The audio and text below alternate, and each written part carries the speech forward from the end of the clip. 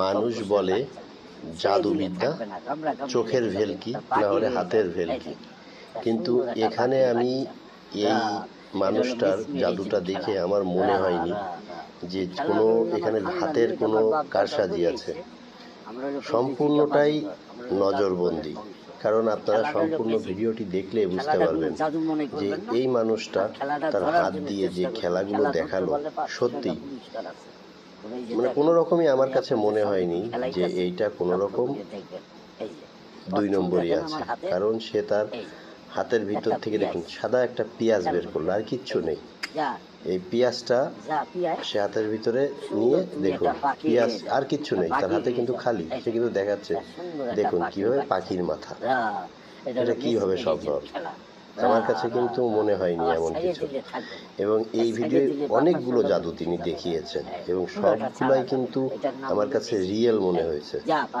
এটা পাখির মাথা দেখালো, ওই দেখুন তার হাতে কিছুই নয়, একটা পেঁয়াজি আছে, বাম হাতটা ফাঁকা। তো এইটা কিভাবে কি সম্ভব? আবার দেখুন আর একটা জাদু দেখাবে। জাদুগুলো দেখলেই বিশ্বাস হয় না যে এটা কিভাবে সম্ভব। এই টুপলার ভিতরে কোনো একটা কারসাজি আছে, কিন্তু সেটা আমরা বুঝি না, কিন্তু আমার কাছে রিয়েল মনে হয়েছে দেখে। এবার দেখুন, এবার একটা রসুন, এই হাড়টাই কি কোনো একটা কিছু আছে মনে হয়। এই যে একটা রসুন বের করলো, দেখুন ওনার ডান হাতেও কিছু নেই, বাম হাতের উপরেও একটা, ওই যে ওইটা ওইভাবে ধরলো। এবার দেখুন, এই যে আর একটা পাখির মাথা।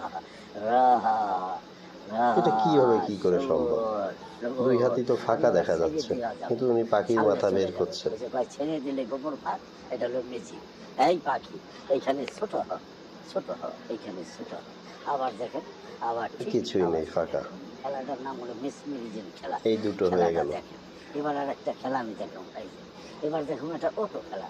দেখেন অটো খেলা, এই যে অটো মোবাইলের ভিতরে দেখেন অটো বেরিয়েছে, টিপ দিলে কত কিছু দেখা যায়। আমার খেলার মধ্যে দেখেন একটু আমি আবিষ্কার করছি, খেলছি, বহুত খেলা খেলাইছি, এখন স্যার জীবনের খেলা।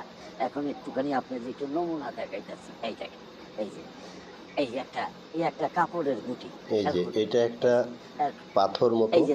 এইটা আমার কাছে সব থেকে অবিশ্বাস্য মনে হলো। দেখুন এইটা রাখলো, পাথরটা কিন্তু ওই পাশেই আছে, এইটা ফাঁকা জায়গায় রেখে দিল, আর পাথরটা ওই যে ওনার হাতে, ওই যে বাম হাতে রাখলো অথবা ডান হাতে, যে কোনো একটা হাতেই রাখলো মনে করলো। কোনো হাতে কিছু নেই, ওই যে ওই যে ওই যে বলে দেখালো। দেখুন একটা লাঠি দিয়ে শুধু একটা এই যে ওর ভিতরে কিভাবে চলে গেল। মনে মনে ভাবতেছে যে গুলিটার ভিতরে কিছুই নেই, মানে দেখলেই মানে ভাবা যায় না যে কিভাবে সম্ভব। এই গুলিটা আমার ঝোলার ভিতরে রাখলাম, খেয়াল করে দেখবেন, হাত ফাঁকা। ভিতরে এবার মনে মনে ভাবতেছেন এখন গুলিটা বাইর করো তো, এই দেখেন এই কাপড়ের বল, দেখুন আর ভিতরে যা, এই গুলিটার ভিতরে সামনাসামনি কিন্তু ফেলালো। এই দেখুন ওটা আবার এর ভিতরে চলে আসছে। এইটাকে কে বলবেন যে এটা হলো রিয়েল ম্যাজিক না? আমি দেখাবো এই খেলাটা হলো রাক্ষসের খেলা। এই দেখেন তোমার সারা সত্যি অবিশ্বাস্য ট্যালেন্ট। এই যে দেখেন, এই যে একটা পাথর, ইট মনে হচ্ছে।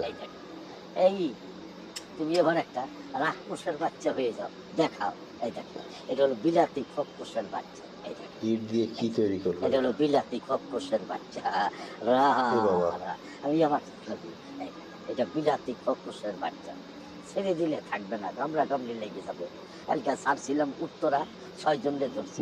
দেখলে কেউ বিশ্বাস করবে না কি কি করলো ইনি। বাচ্চা তুমি এখানে ছোট হও, অনেক ট্যালেন্ট এর ভিতরে। ছোট হও, আবার দেখো আবার হাতে কিছুই নেই, সেই একটা ইটি। এই যে হাড্ডিটা